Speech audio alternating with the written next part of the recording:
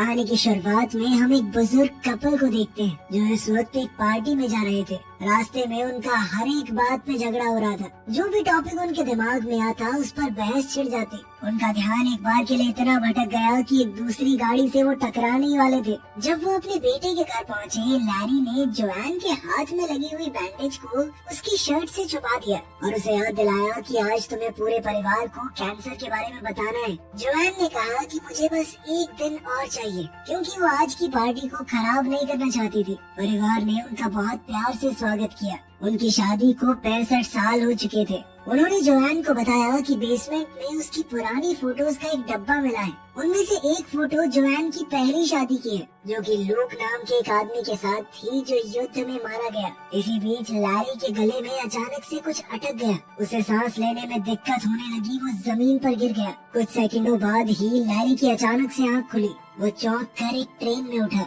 जब train station पर रुकी तो लैरी ने देखा कि बहुत सारे लोग हॉस्पिटल के कपड़े पहने हुए हैं। वो उनके पीछे चला और जल्दी ही जंक्शन में पहुंच गया। वहाँ लोग अजीबोगरीब बातें बोल रहे थे जो उसे समझ नहीं आ रही थी। लैरी ने रिसेप्शन पर खड़ी लड़की से कहा कि मुझे यहाँ पर किडनैप करके लाया गया है, लेकिन रिसेप्शनिस्ट ने कहा कि ऐसा कुछ नहीं हुआ है, आप यहाँ बैठकर अपने एसी का वेट कीजिए। कुछ घंटे बाद भीड़ कम हो गई और लैरी कुर्सियों पर ही सो गया था। तब एना आई और लैरी का नाम पुकारा। उसने बताया कि मैं तुम्हारी एसी हूँ, मतलब आफ्टर लाइफ कोऑर्डिनेटर। इसका मतलब साफ था कि लैरी मर चुका है और अब एना का काम है उसे सही जगह पर पहुंचाना। लैरी अभी भी इस बात को समझ नहीं पा रहा था कि वो मर चुका है। तभी एना ने लैरी को शीशा दिखाया।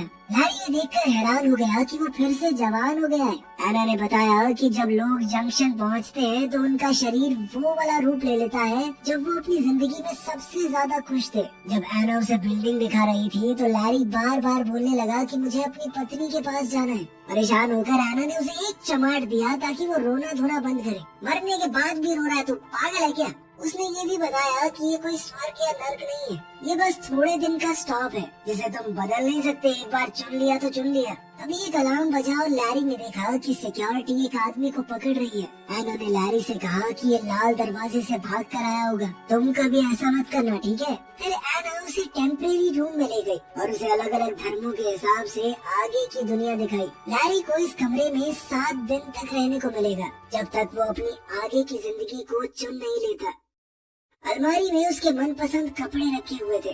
कपड़े बदलने के बाद लैरी ने टीवी चलाया, लेकिन सारे टीवी चैनल्स पर ये दिख रहा था कि आप अपनी नई जिंदगी यहाँ शुरू करें, नहीं यहाँ शुरू करें। फिर वो जंक्शन घूमने गया। बहुत सारे स्टॉल देखे जो आगे की जिंदगी का सपना बेच रहे थे। आखिर में भूला भटका वो एक बार में पहुंचा। जैसे ही वो बैठा तो एक सुंदर औरत उसके पास आकर बैठ गई और फ्लर्ट करने लगी। वो दिखा रही थी कि तुम्हारी आगे की जिंदगी दिलचस्प भी हो सकती है। इस पर लैरी ने कहा कि सॉरी दीदी, मैं शादीशुदा हूँ। बारटेंडर लूक ने लड़की को रोकते हुए कहा कि बार के अंदर एडवर्टाइजमेंट करना अलाउड नहीं है। इसके बाद वो औरत चुपचाप चली गई। लैरी ने लूक से पूछा कि क्या तुम एक एंजल हो, पर लूक ने कहा कि वो भी उसकी तरह एक आत्मा है जो जंक्शन पर अभी नौकरी कर रही है। लैरी अभी भी थोड़ा कंफ्यूज था तो लूक ने उसे रूल बताए। एक बार अगर तुमने आगे की जिंदगी चुन ली तो उसे बदल नहीं सकते। दूसरी किसी जिंदगी में जाना भी अलाउड नहीं है। अगर कोई भी रूल तोड़ा, ज्यादा दिन यहाँ रुक गए या फिर अपनी जिंदगी बदलने की कोशिश की तो तुम्हें वॉइड में डाल दिया जाएगा। वॉइड एक ऐसी जगह है जहाँ पर सिर्फ अंधेरा होता है, हमेशा के लिए।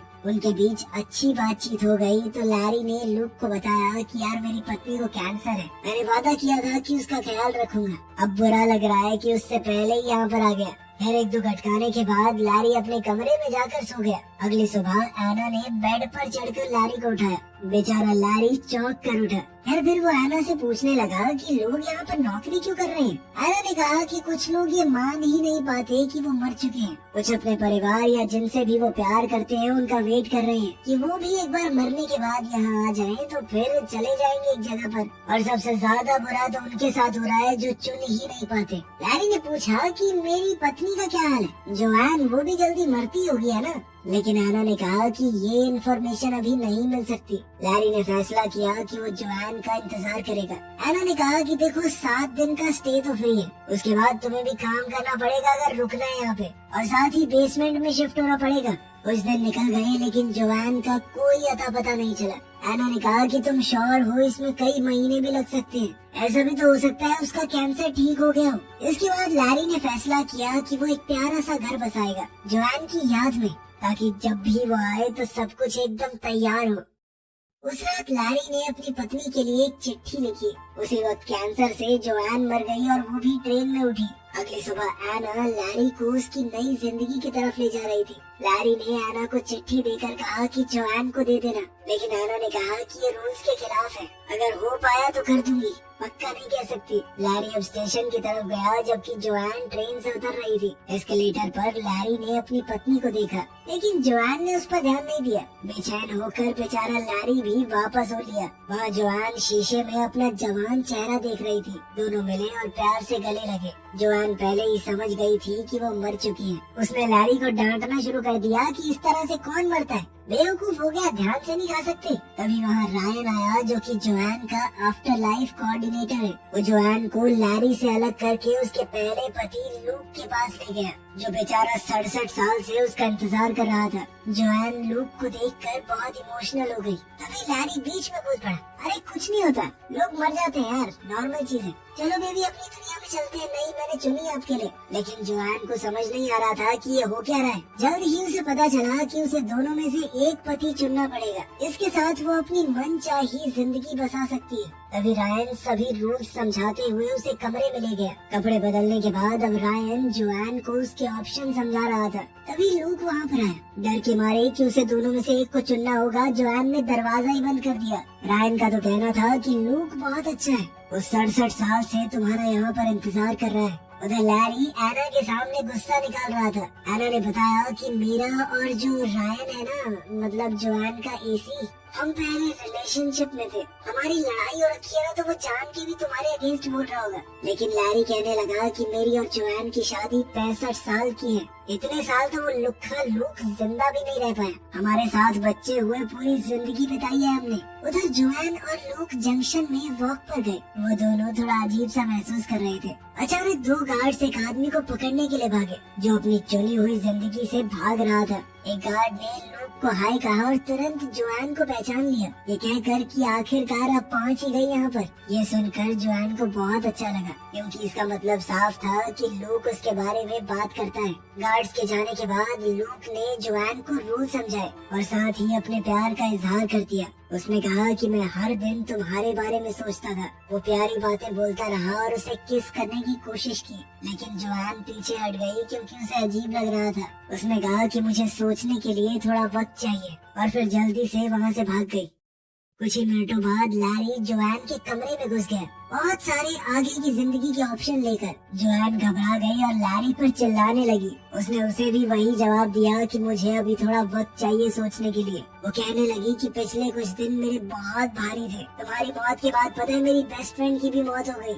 इस बात से लैरी थोड़ा खुश हुआ, क्योंकि वो वैसे भी उसे खास पसंद नहीं थी। लैरी को याद आया कि स्क्वाट करने से जोआन हमेशा शांत हो जाती थी। बुजुर्ग होने के बाद से जोआन स्क्वाट नहीं कर पा रही थी, इसीलिए अब जवान होकर दोबारा से शरीर में ताकत महसूस करके उसे बहुत अच्छा लगा। उधर लैरी फिर से कुछ खा रहा था और उसका गले में दोबारा से खाना अटक गया। इस बात से जोआन अचानक घबरा गई, लेकिन लैरी हंसने लगा कि मर तो चुका हूँ, मजाक कर रहा था मैं बस। इसके बाद लैरी आराम से बेड पे लेट के रिलैक्स करने लगा, लेकिन जोआन ने उसे लात मार के बाहर निकाल दिया। इसके बाद उस बेचारे को अपने बेसमेंट वाले कमरे में जाना पड़ा। लेकिन वापस जाते हुए लैरी ने एक बोर्ड देखा, जिसके ऊपर मरे हुए सिंगर डीन मार्टिन के शो का प्रमोशन था। जोआन को वो सिंगर बहुत ज्यादा पसंद है, इसलिए लैरी ने एना से शो अरेंज करने को कहा। जब लैरी अपने नए रूम में पहुंचा तो ये देखकर चौंक गया कि कितना छोटा कमरा दिया है उसे। अगली सुबह लैरी जोआन को वेटिंग एरिया मिले गया। वहाँ एना उस सिंगर को गाने के लिए ले आई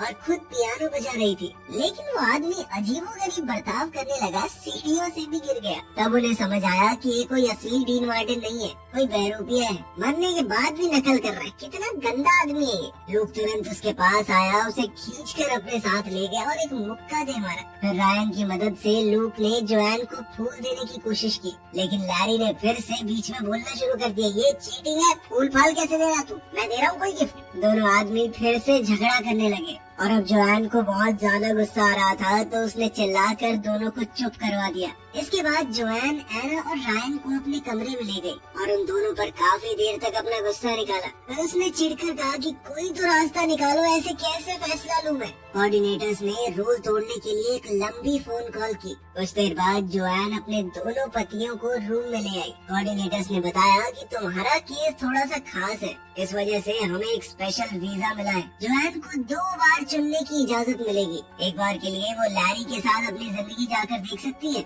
और एक बार लूक के साथ। उसके बाद उसे फैसला करना ही होगा।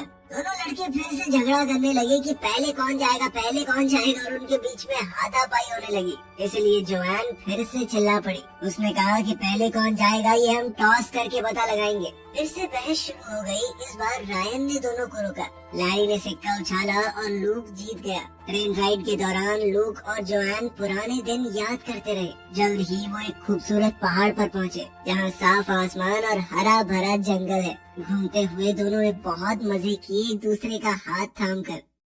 शाम को रेस्टोरेंट में डिनर हुआ। जोआन बार बार अपने बच्चों और पोता पोतियों के बारे में बात कर रही थी, इससे लूक थोड़ा अनकंफर्टेबल हो गया। लूक ने कहा कि मुझे बुरा नहीं लगा, बस ये सोचकर थोड़ा दुख होता है कि तुम्हें ये जिंदगी मैं नहीं दे पाया, पर उसे इस बात की खुशी है कि जोआन ने एक अच्छी जिंदगी जी। जोआन ने कहा कि मैंने कुछ वक्त तक तुम्हारा इंतजार किया था, पर फिर क्या करती, तुम चले गए थे। मरने के बाद कोई लौट कर थोड़ी आता है। फिर लूक जोआन को एक जगह पर ले गया जिसे आर्काइव्स कहते हैं। ये यहाँ पर हर चुनी हुई जिंदगी में होती है, जहाँ आत्माएं अपनी जिंदगी की यादें दोबारा देख सकती हैं। दोनों ने अपने रिश्ते के सारे जरूरी पल देखे। वो पहली मुलाकात, पहली बार एक दूसरे को चूमना, शादी का दिन और जंग पर जाने से पहले का वो आखिरी वादा। जोआन ने आखिरकार फिर से लूक को चूम लिया। उसने बताया कि मैं टूट गई थी तुम्हारे मरने के बाद। यादें आगे चलती रही और लूक ने देखा कि कैसे लैरी ने जोआन को प्रपोज किया। ये देखकर लूक गुस्से में बिल्डिंग से बाहर निकल गया। उसने कहा कि लैरी ने एक दुखी औरत की फीलिंग्स का फायदा उठाया है, मौका देखकर चौका मारा है उसने। जोआन ने समझाने की कोशिश की कि ऐसा कुछ नहीं है, लेकिन लूक ने नहीं सुना। इसी बीच लैरी भड़क रहा था, क्योंकि लूक सबको बताता था कि मैं जंग में मारा गया लड़ते हुए दुश्मन से। अब इस तरह वो खुद को हीरो दिखाएगा तो कोई कैसे लड़े। लैरी को डर था कि कहीं जोआन उसे न चुन ले। इस पर एना ने कहा कि जोआन को याद दिलाना कि वो उससे प्यार क्यों करती थी। लैरी ने कहा कि मुझे तो खुद भी नहीं पता वो क्यों प्यार करती थी मुझसे, लेकिन मैं एक इंसान को जानता हूँ जो शायद बता सकती है। कुछ देर बाद लैरी जोआन की बेस्ट फ्रेंड कैरन से मिला, जो काफी बूढ़ी लग रही थी। कैरन ने बताया कि उसके सबसे ज्यादा खुश दिन तब आए जब उसका पति मर गया, क्योंकि तभी वो खुलकर अपनी जिंदगी जी पाई। खैर कैरन ने बताया कि मुझे तुम शुरुआत में बिल्कुल पसंद नहीं थे, पर धीरे धीरे अच्छे लगने लगे। लैरी ने पूछा कि मुझे घंटा फर्क नहीं पड़ता, तुम बताओ कि जोआन मुझे क्यों पसंद करती है। कैरन ने कहा कि मुझे क्या पता, लेकिन इतना जरूर कह सकती हूँ कि तुमने जोआन को बहुत खुश रखा है। इसके बाद लैरी लूक के कमरे में गया कोई राज ढूंढने के लिए। दीवारों पर निशान है जो दिखाते हैं कि लूक अपनी मौत के बाद हर एक दिन गिन रहा था और अपनी किताब में वो जोआन की ड्राइंग्स बना रहा था। तभी लूक वहाँ आ गया और लैरी पर चिल्लाने लगा कि तूने जोआन के साथ गलत किया है। जब वो दुखी थी तो तूने मौके पर चौका मारा है। दोनों बेकार से लड़ाई में उलझ गए। इसी धक्का मुक्की में लैरी का लेटर उसकी जेब से गिर गया। अब लूक कहने लगा कि जहाँ पर तुमने प्रपोज किया उस जगह को मैं और जोआन अपनी खास जगह मानते थे, तो सीधी सी बात है जोआन वहाँ पर मेरे जाने के बाद अकेला महसूस करेगी। तूने उसी चीज का फायदा उठा के पटा लिया उसे। अगले दिन लैरी जोआन को एक दूसरी जिंदगी दिखाने बीच पर ले गया। वो जिंदगी काफी पॉपुलर थी, तो बहुत सारे लोग थे वहाँ पर। वो दोनों बातें करने लगे और एक दूसरे को चूमने ही वाले थे कि तभी एक लड़के ने बॉल से लैरी को मार दिया और फिर मूड खराब करने के लिए कहने लगा, तुम्हें पता है मैं कैसे मरा। खैर बाद में दोनों समुद्र में अपनी बोट लेकर गए। लैरी ने जोआन से माफी मांगी कि तुम्हारी मौत के वक्त मैं साथ नहीं था। साथ ही वो इस तरह की बातें मारने लगा कि हमारे बच्चे हमें साथ देखते तो कितने खुश होते।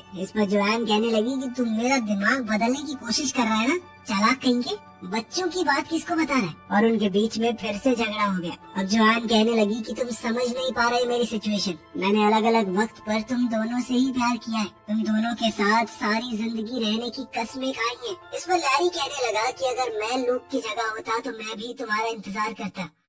वापस आकर जोआन ने लैरी के साथ अपनी बीती यादें देखना चाहा, पर लैरी ने मना कर दिया। उसका कहना था कि यादों में इंसान खुद को खो सकता है। वो जोआन को इससे बचाना चाहता था। जोआन को लगा कि लैरी डर रहा है कि पता नहीं क्या निकल आएगा। खैर दोनों किनारे पर बैठकर अपनी पहली डेट की बात करने लगे। लैरी ने कहा कि मैं बस तुम्हें हमेशा एक बेहतर जिंदगी देना चाहता था। उधर जंक्शन में लूक को लैरी का वो लेटर मिल गया। उधर जोआन और लैरी अपनी डेट से वापस आए, एक दूसरे को चूमा तो लैरी ने कहा कि मुझे फर्क नहीं पड़ता हम कहाँ पर जाते हैं, बस साथ होने चाहिए। तभी लूक ने लैरी का वो लेटर जोआन को दे दिया। ये पढ़कर जोआन को पता चला कि लैरी तो लगभग चला गया था, बस उसने जाते वक्त उसे देख लिया तो रुक गया। फिर उनके बीच एक और झगड़ा शुरू हो गया। जोआन ने लैरी को सेल्फिश कहकर पुकारा। इस पर लैरी ने कहा, तो मैं भी तो तेरी सेकंड चॉइस था, और ये लुक्खा लूक, इसने भी बहुत सारी आत्माओं के साथ गुलू गुलू किए। इस पर लूक गुस्से में चिल्लाया कि 67 सालों में 2-4 आत्माओं के साथ गुलू गुलू कर ली तो क्या हुआ, इंतजार तो मैं जोआन का ही कर रहा था ना, आखिर आत्मा की भी कोई नीड्स होती है। अब दोनों कहने लगी कि एक बार चुन लो, बस हमें नहीं पता। लेकिन अभी जोआन को और वक्त चाहिए था, इसलिए कोऑर्डिनेटर्स दोनों आत्माओं को वहाँ से ले गए। कैरन थोड़ी देर बाद जोआन के पास एक ड्रिंक लेकर आई और तब जोआन फूट फूट कर रोने लगी। कैरन ने उसे संभाला और उसका ध्यान भटकाने के लिए अलग अलग फन बूथ्स पर लेकर गई। जोआन शराब पीते हुए अपनी हालत बताती रही। तब कैरन ने उसे याद दिलाया कि तुम मर चुकी हो। याद है शादी के बाद क्या बोलते हैं कि मैं तुम्हारा साथ दूंगी जब तक मौत हमें जुदा न कर दे। मौत ने जुदा कर तो दिया, इतना क्या सोच रही है, अपने हिसाब से जी अपनी जिंदगी को। उधर बार में लैरी और लूक भी काफी ज्यादा पी रहे थे। 4-4 पैग लगाने के बाद उन दोनों के बीच में भी बॉन्ड बनने लगा। वो एक दूसरे की तारीफ करते हुए कहने लगी कि वो लड़की हमारे लायक नहीं है भाई, हम दोनों बहुत बढ़िया इंसान है यार। अगली सुबह जोआन हैंगओवर में पड़ी थी, लेकिन उसने फैसला बना लिया था। उसने अपने दोनों पतियों को बुलाया और कहा कि मैं बहुत खुशकिस्मत हूँ कि तुम दोनों के साथ जिंदगी बिता पाई, लेकिन अब मैं एक को चुनकर दूसरे के लिए बुरी नहीं बन सकती। मुझे हमेशा गिल्ट महसूस होता रहेगा, इसीलिए मैं तुम दोनों को ही नहीं चुनूंगी। मैं अपनी बढ़िया जिंदगी जी रही हूँ, तुम अपनी जियो। बाद में जोआन तैयार हुई और फैसला किया कि वो कैरन के साथ अपनी आगे की जिंदगी बिताएगी। दोनों दोस्त मजे करेंगे। उधर लैरी ने लूक को बताया कि तुम सही थे, मैंने उस जगह पर इसलिए प्रपोज किया था क्योंकि मैं तुम्हारी यादें जोआन के दिमाग से निकाल देना चाहता था। मर भी शायद इसलिए गया क्योंकि तुम्हारी शादी की पिक्चर देख ली थी। इस पर लूक ने भी जवाब दिया कि तूने जोआन के साथ जो जिंदगी जी है उससे मुझे भी बहुत जलन होती है। फिर लैरी को याद आया कि उन सबका शरीर वैसा दिखता है जैसे वो अपनी जिंदगी के सबसे खूबसूरत पलों में दिखते थे। लूक बिल्कुल वैसा दिखता है जब जोआन उससे शादी करने को मान गई थी। लैरी वैसा दिखता है जब जोआन उसके दूसरे बच्चे के साथ प्रेग्नेंट थी। ये सोचकर लैरी को अचानक से कुछ समझ आया। वो भागकर जोआन के पास गया। स्टेशन पर लैरी ने जोआन को ट्रेन में ढूंढ लिया और उससे कहा कि एक आखिरी बार बात करने के लिए नीचे आ जाओ। उसने कहा कि तुम्हारे बाल लंबे हैं, हमारी शादी के दौरान तुम्हारे बाल छोटे थे। इसका मतलब ये है कि तुम लूक के साथ जब थी तो वो तुम्हारी जिंदगी के सबसे खूबसूरत पल थे। तुम उसे चुनो ना, हमेशा खुश रहो। पहले तो जोआन ने मना किया, लेकिन लैरी ने कहा कि यही सही है। दोनों रोते हुए एक दूसरे से आखिरी बार गले लगे। कुछ समय बाद लूक और जोआन अपनी आगे की जिंदगी के लिए ट्रेन में जा रहे थे। लैरी जंक्शन में घूम रहा था क्योंकि वो नहीं जानता उसे कहाँ जाना है। तब उसने देखा कि एना और रायन वापस साथ आ गए और उसे उनके लिए खुशी हुई। उधर लूक और जोआन ने अपनी नई जिंदगी शुरू की। वो एक दूसरे के साथ खुशी खुशी रहने लगे। लेकिन समय के साथ जोआन को डाउट होने लगा। वो अपनी पिछली यादें देखने गई और लैरी से पहली मुलाकात वाली मेमोरी देखी।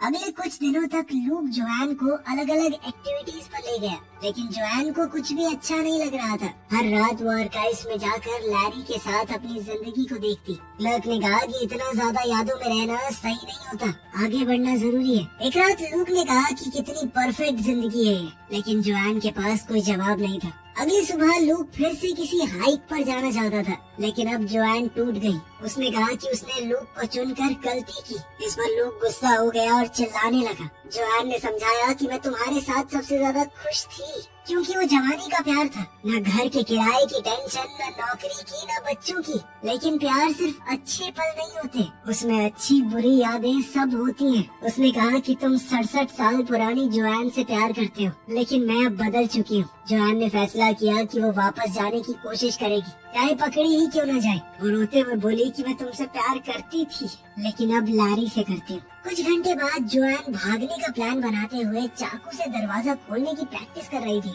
तब लूक वापस आया और कहा कि मैं तुम्हारी मदद करूंगा। दोनों आर्काइव्स में गए, वहीं पर वो लाल दरवाजा था। अब लूक प्लग के सामने दुखी होने का नाटक करने लगा। भाई मेरी जिंदगी बर्बाद हो गई यार, मैं बहुत परेशान हूँ। जैसे ही गार्ड का ध्यान भटका, जोआन चुपके से अंदर चली गई। लूक भी नॉर्मल क्लाइंट बन के अंदर चला गया। दोनों ने अपनी शादी की यादें देखी और एक आखिरी बार अलविदा कहा। जोआन अपनी मेमोरीज के पीछे जाकर लाल दरवाजे में घुस गई, जो उसे अपने बचपन की यादों के कॉरिडोर में ले गया। अलार्म बजने लगा और गार्ड्स आ गए। जोआन जल्दी से भागकर लूक की मौत वाली मेमोरी के दरवाजे में घुस गई। वॉशिंग मशीन के दरवाजे ने उसे लैरी के साथ झगड़े वाली मेमोरी में गिरा दिया। गार्ड्स पास आ रहे थे। जोआन ने दरवाजे को कुर्सी से ब्लॉक कर दिया और जल्दी से ऊपर भागी। यहाँ उसे अपना पुराना वर्जन दिखाई दिया। बूढ़ी जोआन ने मरते हुए भी लैरी का नाम लिया, जबकि हमारी जवान जोआन बेड के नीचे छुपने की कोशिश करने लगी। गार्ड्स उसके पीछे थे, लेकिन जोआन अब रेंगती हुई ट्रेन ट्रैक्स पर पहुंच गई। टनल से होते हुए वो जंक्शन में वापस पहुंच गई। रिसेप्शन पर वो लैरी के बारे में पूछ रही थी, लेकिन उसी वक्त उसका वांटेड नोटिस आ गया, जिसके बाद उसे दोबारा से भागना पड़ा। उस एरिया में वो रायन और एना से टकरा गई। उन्होंने उसे छुपा दिया और गार्ड्स को गलत डायरेक्शन बता दी। जोआन ने पूछा कि लैरी की आगे की जिंदगी कहाँ है, और कोऑर्डिनेटर्स ने जो जवाब दिया उससे वो हैरान रह गई। लैरी को तो जोआन के बिना कोई जिंदगी चाहिए ही नहीं थी। अब वो भागकर जल्दी से लैरी के पास पहुंची, जो बारटेंडर का काम कर रहा था। दोनों ने एक पैग लगाया, जिसके बाद जोआन ने लैरी से कहा कि तुम मेरे साथ चलो, लेकिन मैं पहले ही बता दूं कि मैं रूल तोड़कर यहाँ पर आई हूँ, मेरे साथ फंस सकते हो। लेकिन लैरी ने बिना सोचे समझे हाँ कह दिया। कुछ पलों बाद उन दोनों ने एक ऐसी जिंदगी चुनी जो बिल्कुल उनके शादी वाले घर जैसी है, जिस मोहल्ले में उन्होंने अपनी पूरी जिंदगी बिताई थी। वीडियो पसंद आई तो लाइक कर देना, चैनल को सब्सक्राइब कर लेना। मिलते हैं अगली वीडियो में।